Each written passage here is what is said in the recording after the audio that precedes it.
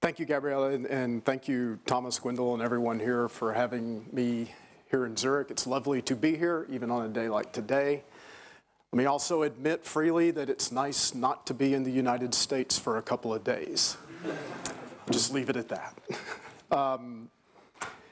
This is, as Gabriella mentioned, I've morphed over the years into more of a Vietnam guy in 1960s and things like that.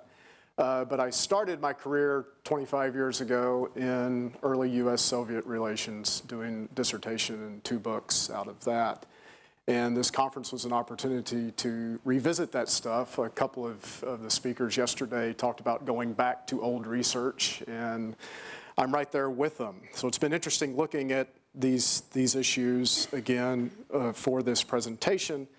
And I latched on to the story of 2 people, 2 American diplomats who had very divergent views on what the United States should be doing in North Russia there at the end of World War I. So apart from professional historians, few Americans are aware of their country's role in the 1918-1919 Allied intervention in North Russia, during which over 200 American soldiers perished battling Bolshevik forces in the Arctic tundra around Murmansk and Archangel, the northern ports that served as Allied supply depots for the Eastern Front during World War I. Their mission, at least until November 1918, was to prevent German capture of Allied munitions stored there, and had been undertaken as a show of wartime cooperation with Great Britain and France, both staunch supporters of intervening in Russia following the Bolshevik coup of November 1917. To address the Russian crisis, Great Britain and France favored schemes to reestablish the Eastern Front to relieve German pressure in France, the overthrow of the Bolshevik regime for a pro-Allied government, and usually both of those objectives. American President Woodrow Wilson professed little enthusiasm for adventures outside of France, and his Secretary of State Robert Lansing and Secretary of War Newton Baker both advised against intervention, believing that Russia had collapsed so completely that it no longer served even as a, quote, passive agent for the Allied war effort. But although Wilson at first rejected Allied requests for American intervention, by July 1918, he had reluctantly ordered American troops to North Russia and Siberia. American diplomats in Russia during this crisis were quite vocal on American policy. As on-hand observers of the rapid and dramatic events, many American officials there favored military intervention to restore order. But a few viewed military intervention as inconsequential to a situation beyond control. 2 Missourians, separated by 35 years in age, represent the extremes of American policy alternatives in Russia. Ambassador David Francis, and who George Kennan called the, quote, man on the spot, Felix Cole, the American consul at Archangel. Arriving in Russia as ambassador in 1916, the 65-year-old Francis witnessed the rise to power of Lenin and the Bolsheviks. Usually quite confident from his successful business and political experience, Francis was unsure of the complex social political landscape in Russia. The new ambassador's colleagues agreed. According to a French diplomat, Francis, quote, exhibited a poor acquaintance with diplomatic practice and the principles of international law, while a British official joked that Francis did not know, quote, a left social revolutionary from a potato. I'm not sure I would either. From the Allied perspective, conditions in Russia during the first months of 1918 could not have been more foreboding. Despite the German Bolshevik armistice and treaty negotiations at Brest-Litovsk, rumors of a German advance on Petrograd seemed on the lips of all. Francis, now the senior Allied representative in Petrograd with the departure of British Ambassador Sir George Buchanan, feared once the Germans occupied Petrograd, they would hold the Allied missions captive for the duration of the war. In late February, Francis moved, that's 1918, moved the Allied embassies to Vologda, some 300 miles east of Petrograd. There, rumors of encroaching German armies and Bolshevik reprisals against Allied nationals and property convinced Francis that armed intervention was the only way to stem the crisis. Quote, intervention should commence immediately, and most Russians would welcome it, I don't know how he knew that. Francis believed, the ambassador's support for armed intervention lay in his conviction that Germany and the Bolsheviks had allied so that Germany could take advantage of Russia. He believed that Russia was, quote, honeycombed with German spies and German sympathizers, and assumed that Lenin was, quote, a paid German agent. It was during the Bolshevik coup that Francis first recommended to Washington that 1 or 2 divisions be sent to support the provisional government. And again, I'm not sure he knew what a division was. The Bolsheviks, wrote Francis without a shred of evidence, used, quote, German tactics and were, quote, commanded by German officers. He attributed Bolshevik harassment of Allied embassy personnel, including the July 1918 detention of Allied embassies in Vologda, to, quote, German orders. For Francis and others, the Bolshevik closure of the Constituent Assembly and the March 1918 Treaty of Brest-Litovsk proved once and for all Bolshevik collusion with Germany. If you're playing Trump bingo, collusion is on your card. Check it off. Thank you. I know you are. Francis outlined his, you're filming this, right? Yeah. Francis outlined his views on Russia to the State Department only days before President Wilson made the final decision to commit troops to the North Russian Allied Expeditionary Force. He paternalistically urged the United States to seize the opportunity to guide Russia to stable government, now that Russia was, quote, awakening from an orgy or dream and realizing the fallacy of Bolshevism. The United States could succeed in this because, unlike its European allies, it was not, quote, suspected of territorial ambitions or, quote, commercial designs, you Europeans. But Americans don't do that. At least not then, apparently. Failing to intervene would, in his view, quote, prolong the war perhaps 2 years and cost untold treasure, and allow Germany to, quote, suck the lifeblood of Russia by depleting its vast food and natural resources. Germany might even, quote, organize an army of Russians to reinforce German forces in France. I don't know where he got that idea. Through unofficial contacts such as Colonel Raymond Robbins of the Red Cross, Francis also reported the Bolsheviks had inquired about the possibility of Allied intervention. Reflecting Wilson's support of self-determination, Francis replied that if the U.S. participated, American policy would be, quote, to permit Russians to select their own government and oppose German encroachment while not, quote, interfering with Russia's internal affairs. I'm not sure how that calculus works. When Francis received Wilson's July 17, 1918 memorandum outlining American policy for intervention, he found it, quote, mystifying, yet admirably adapted to the Russian situation. I don't know how that works either, how that can be both. Wilson authorized the 5,000 American troops to join over 15,000 British and French forces already in Murmansk to safeguard Allied supply depots at Murmansk and Archangel, from whom was unclear. With only this vague guidance and with no one ordering him otherwise, Francis took matters into his own hands. The British-commanded NRAEF soon devolved into a military campaign against the Bolsheviks. Not wanting the U.S. to be left out, Francis formulated grandiose schemes thoroughly divorced from wartime realities, both in Europe and at home in America. He called for an American force of over 100,000 troops to occupy North Russia as soon as possible, and the recruitment and training of a Russian volunteer army just as large. In Washington, Lansing, Secretary of State Lansing, politely rejected Francis's plans for an American invasion, and Wilson likewise repeatedly denied his frequent request for more troops.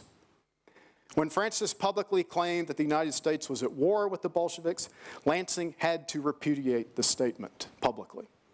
Francis, however, wouldn't let it go. Meeting with Wilson in February 1919 aboard the USS George Washington, returning to New York, Francis again outlined an audacious plan to recruit 100,000 troops from the 2 million Americans still in France to invade Russia, take Petrograd, hold free elections, and form a new democratic government for Russia, with Francis himself in command of all of this.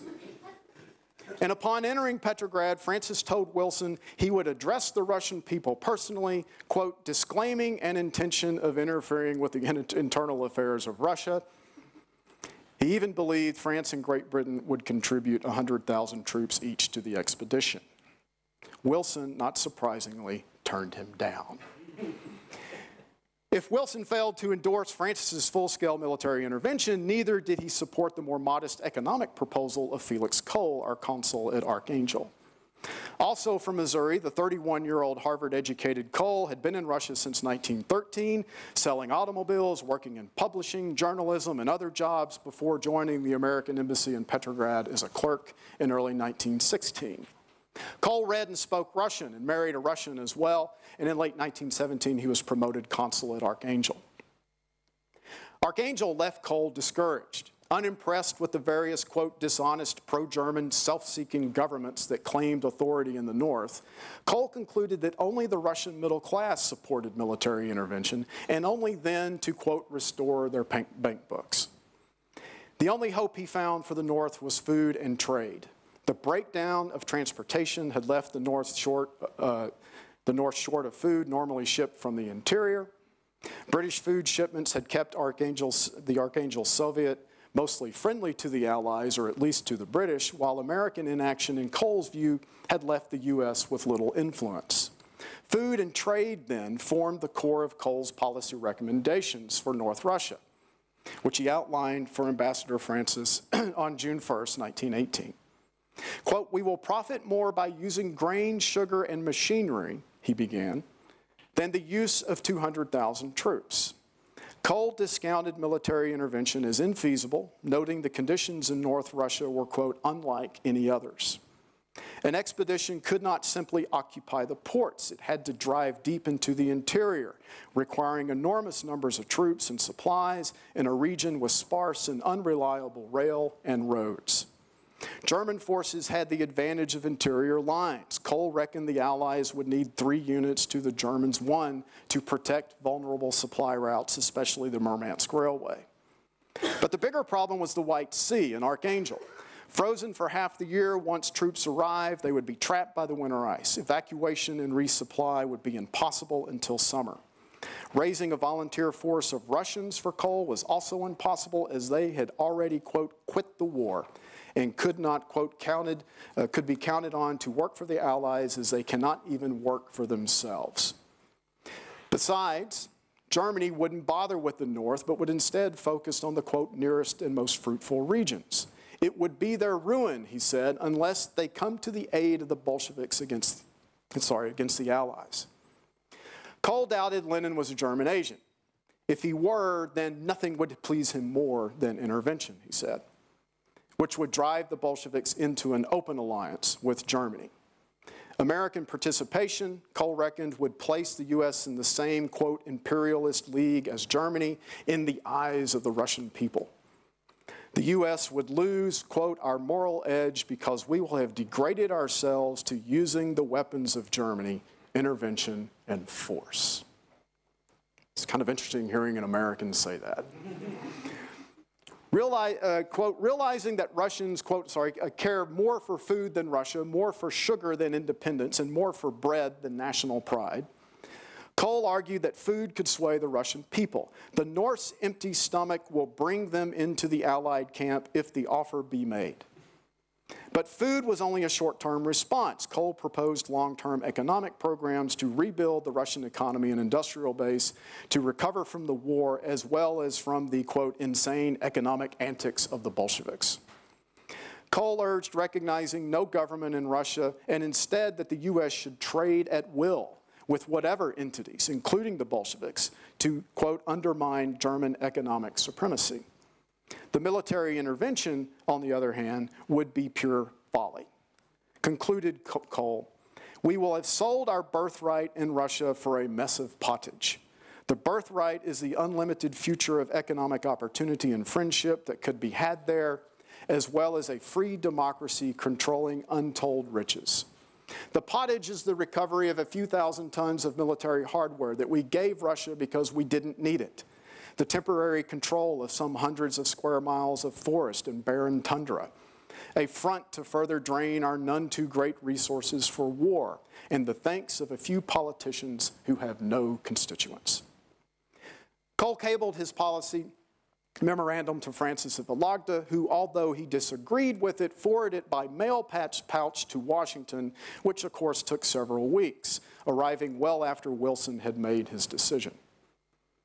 While Francis found, quote, merit with Cole's ideas, he believed the crisis too far advanced for food and trade to resolve, and Cole's case too lengthy to refute point by point.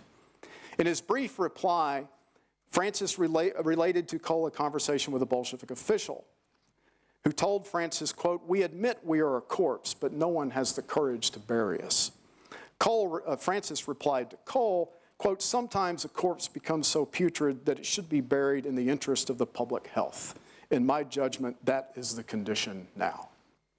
Francis did pass Cole's cable to other embassy officials, including Petrograd Consul General DeWitt Clinton Poole and Consul Willoughby Smith, both ardent supporters of armed intervention who had Francis's ear. Poole noted Cole's, quote, on the whole, none too clever exposition of the subject was an excellent illustration of the danger of discussing general problems from a local point of view, and recommended that Francis show Cole, quote, a restraining hand in the interest of principle and service discipline. Smith wrote of Cole's report that, quote, though its logic rings more or less true to a person absolutely ignorant of the general situation, it is not worth serious attention.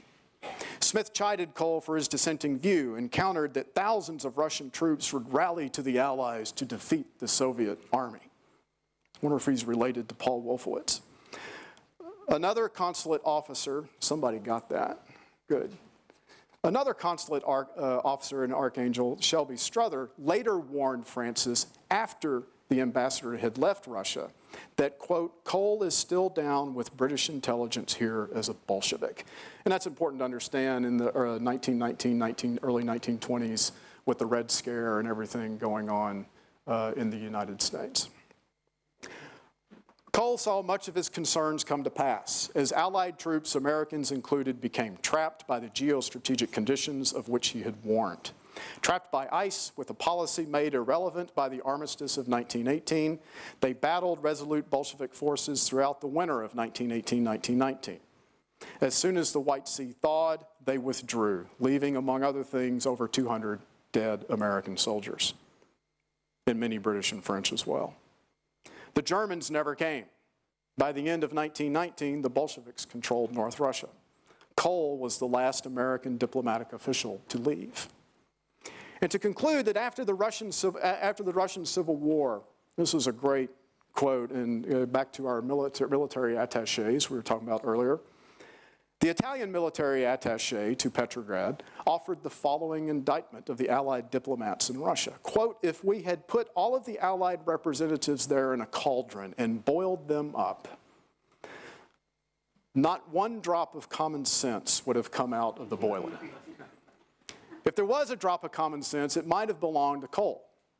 But Francis shouldn't be judged too harshly. Like Cole, he's reacting to events around him amidst the uncertainty, rumor, and chaos, and with very little background to judge them intelligently.